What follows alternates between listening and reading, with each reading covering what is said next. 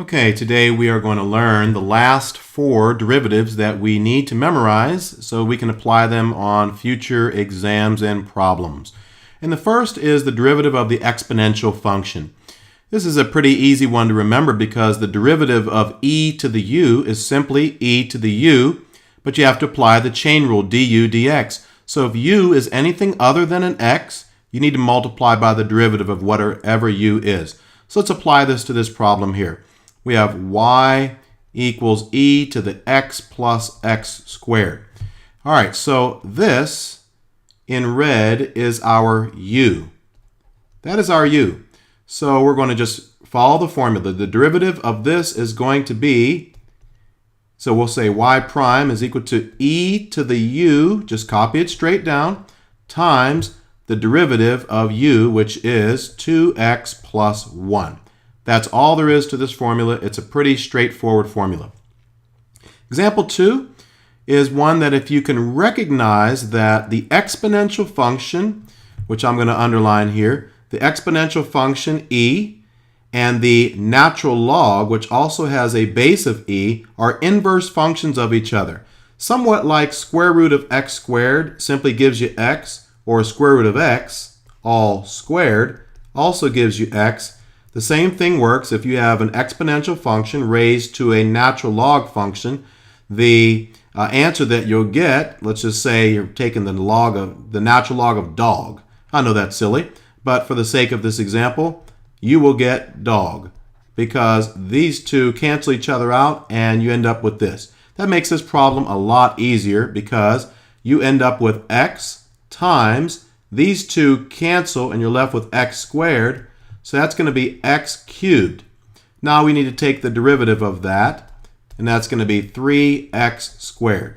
So this is a pretty straightforward formula. Okay, now we have the derivative of a to the x. So basically, this is the formula for any exponential function where e is not the base. Keep in mind, e is not a variable. E is a constant, 2.718. So when we say e to the x, that's no different than 3 to the x or 4 to the x or 5 to the x. E to the x is simply 2.718 to the x. So just remember that. It's not a variable, it is a number, somewhat like pi, which is 3.14. All right, with that understanding, if the base is not e, we need another derivative. And this derivative is pretty simple. It's the derivative of, let's say, 5 to the x is going to be 5 to the x, natural log of 5, and then du dx. So let's go ahead and see if we can apply it to this problem. At what point on the graph of the function y is equal to 2 to the t minus 3 does the tangent line have a slope of 21? So that means we need to take the derivative of this function and set it equal to 21. So we know that by now. So let's go ahead and do that. Y prime is equal to, well, this is 2 to the t. So according to this definition, the derivative is going to be 2 to the t, natural log of 2, and then the derivative of t, which is 1, so you don't have to write anything. And the derivative of negative 3 is 0, so that's gone. We're going to set this equal to 21, so 2 to the t, natural log of 2 equals 21. We're going to divide by the natural log of 2. That goes away. We're left with 2 to the t is equal to 21 over natural log of 2. Now, a moment ago, I said that the exponential function and the log function are inverse functions of each other. So that means if I'm trying to undo or get rid of the exponential function that we have here, all I need to do is take the log, but I'm going to take the log with a base of 2 that matches the same base as the exponential function. That way, the log with a base of 2 and the exponential function with a base of 2 will cancel each other out and simply leave me with t. So on the other side, I have to do log base 2 as well. And so that's going to be my answer. T is going to equal log base 2 of 21 over the natural log of 2. And if I use a calculator to get the approximated answer, it's going to be 4.92. Okay, now we have the derivative of the natural log of x, and this is another one that's pretty simple to remember. The natural log of u, and u represents whatever comes after the natural log. It could be sine, could be cosine, could be a polynomial. It's simply going to be, let's just skip over to here, u prime over u, or 1 over u, and then chain rule, derivative of u with respect to x. But this is the one that I like to memorize, this u prime over u. Because once you determine what u is, you put the derivative of u on the top and then just divide by whatever u is. So let's go ahead and apply this to example 4. A line with a slope of m passes through the origin and is tangent to the graph of y equals natural log of x. So let's go ahead and draw our xy axis, and let's go ahead and draw our natural log of x curve. So that's going to look like that. And then we have a point here at the origin that this curve goes through, and then there's another point that's on this curve that this line also goes through. So we will draw our tangent line, and there it is. It goes through the origin 0, 0, and it touches the curve also. So we will say that we know this point. This is 0, 0. We don't know this point. We'll call this point B. That makes this point in red b, comma, natural log of b. Because in order to get a y, if you have the x, you always plug the x into the original function to get the y. So if this is my xb, then natural log of b is equal to y. So this is the order pair b, comma, natural log of b. So the first thing I'm going to do is I'm going to get the slope of this red line by using algebra 1. So this is my algebra route. And so I'm going to do y2. Let me write that a little bit better. Natural log of b minus 0. So that's my y2 minus my y1. And then x2, which is b, minus my x1, which is 0. So my slope using algebra is natural log of b over b. Now let's go the calculus route. So calculus says that the derivative of the natural log of x curve at point B is going to have the same value as the slope of the red line at point B. So if I can find the derivative of the natural log curve and then plug in b into that derivative, that should give me the slope of the red line because it's tangent. They share the same slope at that point. So let's go ahead and do that. So natural log of x, the derivative is going to be 1 over x. So the derivative at point B is simply going to be 1 over b. So now I'm going to take the slope that I got from algebra 1 and set it equal to the slope that I had with my calculus route. So I have natural log of b over b is equal to 1 over b. I cross multiply, and we end up getting, actually no, I don't do that. I'm going to multiply both sides by b, and that way the b's cancel, and then I'm left with the natural log of b equals 1. And the base of natural log is e, so I can rewrite this into exponential form. So e to the first is equal to b. Or you could just ask, the natural log of what is 1? Well, e. All right, so our b is e. And we know our slope is 1 over x, or 1 over b. So our slope of this red line is going to be 1 over e. Okay, example 5, here we have the derivative of the log that's not natural log. So once again, same situation before. We have a log that has a different base than e. So log base a of u is 1 over u, natural log of a, which is the base, du dx. Let's see if we can plug and chug into this formula here. Our u is root x. Our little a is 5. So let's see if we can plug it in here. 1 over u. All right, 1 over square root of x. Natural log of 5. And then we have to multiply by the chain rule, du dx. So root x can be written as x to the 1/2 power. So du dx is going to be 1/2 x to the negative 1/2, or 1 over 2 root x.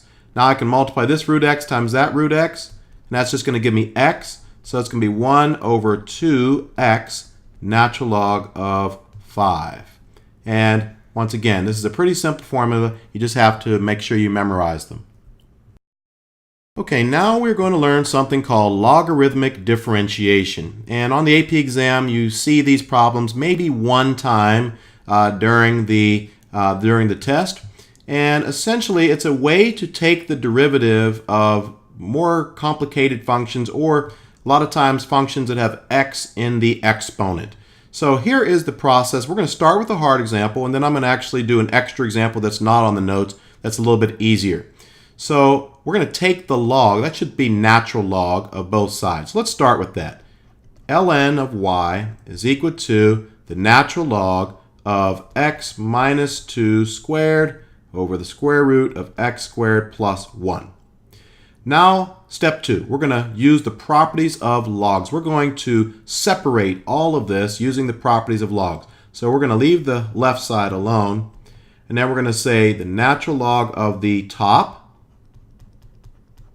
minus the natural log of the bottom, which I will write as x squared plus 1 to the 1/2 power.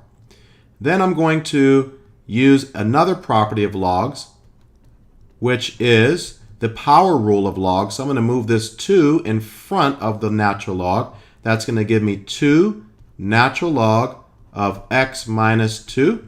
And here I'm going to have 1/2 natural log of x squared plus 1. Now I'm going to move to step 3. I've already done all of my properties of logs to break this complicated thing up. Now I'm going to move to step 3, which is implicit differentiation with respect to x. So I'm going to take the derivative of the left side. This is natural log of y. So we just established that that derivative is going to be u prime over u, or y prime over y. And then here, once again, our u is x minus 2. So our u prime is 1. And don't forget we have a 2 in front of here, over our u, which is x minus 2. And then here we have a minus 1/2, and then times our u prime. So this is my u, x squared plus 1. Our u prime is simply 2x over u. And let's see if we can make this look a little bit better here. We have 2 over x minus 2. And these 2's here are going to cancel, leaving us with negative x over x squared plus 1. Now we need to get a common denominator here between these. So our common denominator is going to end up giving us 2x squared plus 2 when I multiply the top and bottom by x squared plus 1. And the top and bottom here by x minus 2 is going to give us a negative x squared and a positive 2x. All right, and that's over the common denominator. So let's see what we have here. We have y prime over y is equal to x squared plus 2x plus 2. And this is still over the common denominator of x minus 2 and x squared plus 1. Now, I need to create a little bit of space, because what we're going to do is we are going to multiply both sides by y. And we need to do that because we're trying to solve for y prime. So I'm going to multiply this by y and that side by y. So that's going to give us what we had on the right side already, and x minus 2, x squared plus 1, and this is now going to be equal to y prime. And then over here, we have to go back and look at what y is equal to. Y is equal to x minus 2 squared over, and I'm going to write this as x squared plus 1 to the 1/2. Now we see that x minus 2 cancels with that, and our final answer is going to be x squared plus 2x plus 2 times the x minus 2 that was left, And on the bottom, we're going to combine these two because this is really to the first power. I'm going to write it as x squared plus 1 to the 3/2 power. Let's use logarithmic differentiation to take the derivative of x to the x. All right, so once again, this is going to be a lot easier. We recognize that we want to use logarithmic differentiation because we have a power up here that has an x in it, and it sure would be convenient if we could move this power of x to the front of this function because we really don't have any rules or methods or techniques that enable us to find the derivative of something that has an x in the exponent and in the base. So we're going to start by taking the natural log of both sides. That's step 1. Step 2 is to use properties of logs to rewrite it. So I'm going to move this x to the front. That's one of the properties of logs. That's going to be x natural log of x. Now I'm going to move on to step 3, which is to take the derivative of both sides using implicit differentiation. So the derivative of natural log of y is going to be y prime over y. And then we need to use the product rule here. Don't forget about that. So it's going to be x times the derivative of natural log of x, which is 1 over x, plus the second, which is natural log of x, times the derivative of x, which is 1. So these cancel, and I am left with y prime over y is equal to 1 plus natural log of x. Now I need to get rid of this y right here, so I'm going to multiply both sides by y. And of course, that's going to cancel there. So my y prime is going to equal 1 plus natural log of x.